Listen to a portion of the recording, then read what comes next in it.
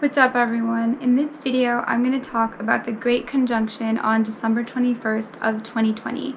And is this actually the entrance into the age of Aquarius? What do Hindu scriptures have to say about this, and what does it have to do with Tantra? By now, I'm sure a lot of you have heard about this Great Conjunction where Saturn, which was in the sign of Capricorn, and Jupiter, which was in the sign of Capricorn, are now entering into Aquarius and are forming this great conjunction at 0 degrees. And it's happening on December 21st of 2020 on the winter solstice. There's a lot of different astrological opinions about whether this is in fact is the entry into the age of Aquarius. I happen to think that we have been transitioning into the age of Aquarius and leaving the Kali Yuga and entering the Dwapara Yuga for reasons that I will explain in this video. We can look at time in terms of ages, in terms of this universal clock where we go through the various zodiac signs, as well as going through the ages such as the Iron Age, the Bronze Age, the Silver Age, and the Golden Age. The zodiac wheel representing the 12 constellations is like the inside gear on the clock, and the outside ages are like the outside gear, moving constellations into different time periods. The sun's spiral movement propels these gears and gives us the measurements of these times.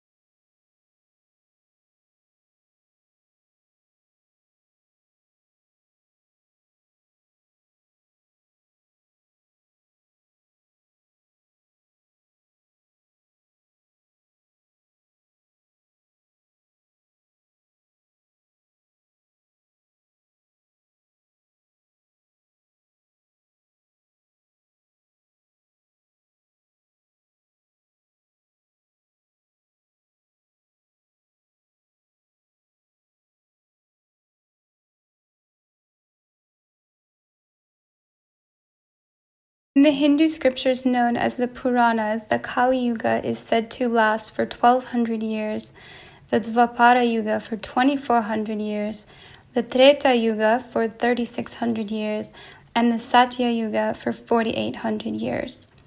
This would give the total number of years to be 12,000 years, 12 being a very significant number, and these are seen as Devic years, which are comprised of 360 days in which the day is equal to 1 year of mankind. This is why Hindu scholars estimate that the Kali Yuga would be a total of 1200 times 360, equaling to 432,000 human years. Swami Sri Yukteswar, the guru of Paramahansa Yogananda and a very famous astrologer, said that the yugas are actually meant to be calculated as human years, not Devic or divine years.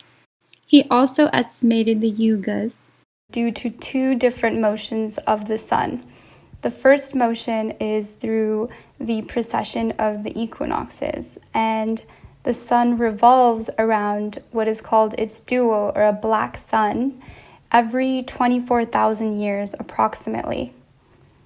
The second motion is the sun revolving around a black hole at the center of the galaxy called Vishnu Navi, or the seat of Brahma.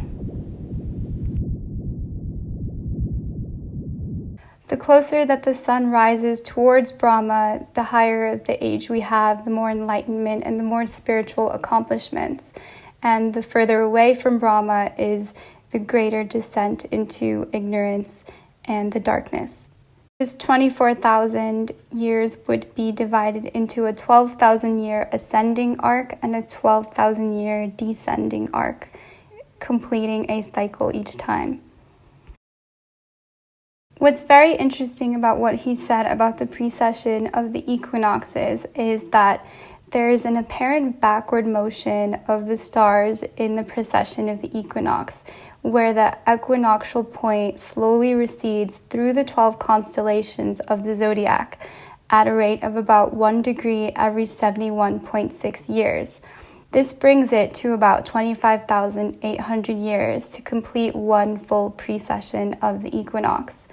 However, since the annual rate is speeding up and time is speeding up in a spiral-like motion, this time is actually getting shorter and shorter, and it would actually calculate to be just around 24,000 years. Where a lot of the disagreement arises among modern astrologers is that people have divided these 24,000 years equally among the different signs of the zodiac, and other people argue that because of the different sizes of the constellation, that there should be more time allotted to different constellations. So in the age of Pisces, we have the symbol of Pisces, which is two fish facing in opposite directions. Pisces is ruled by Neptune, which rules dreams but also illusion. So it's the duality of greater visions, of renaissance, but also of deception and trickery. In this age, we have Christianity as a dominant doctrine, and the virtues of mercy and compassion begin to take root and to give people hope for a new way of seeing the world.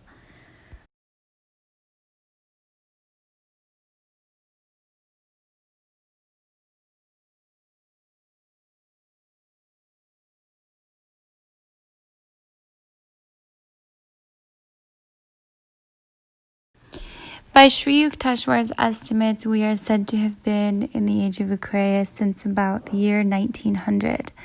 And the age of Aquarius, depending on the mythology which a person might choose to use for symbolism, is the age of the flowing of water. So Aquarius is the cupbearer, and it brings the flooding, the nourishing of water to the land and to the fish, to the Piscean fish.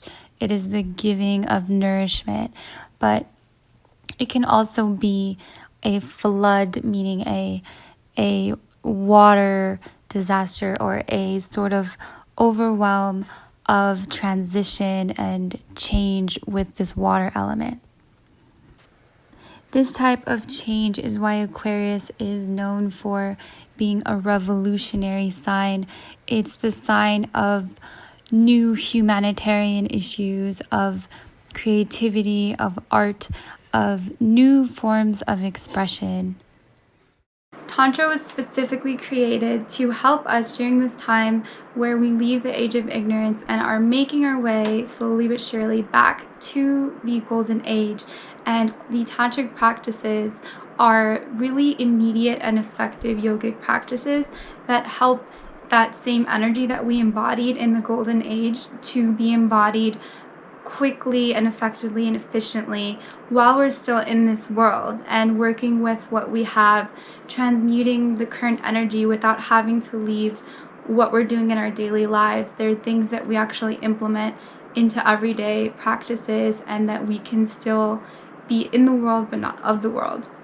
In the Mahanirvana Tantra, a lot of this is explained, and I made a video about this where they actually tell you why Tantra is a lot more effective than, for example, the Vedic practices or the other practices that come more easily when people are already on a certain frequency. They're already in a certain place of enlightenment. But when we are in this age where there is a lot of greed and corruption and transition, these tantric practices are really helpful for working with people who are still in the material world but wanting to transition out of the heaviness of materialism and to learn how to work with the world but not necessarily be chained to the dark side of it.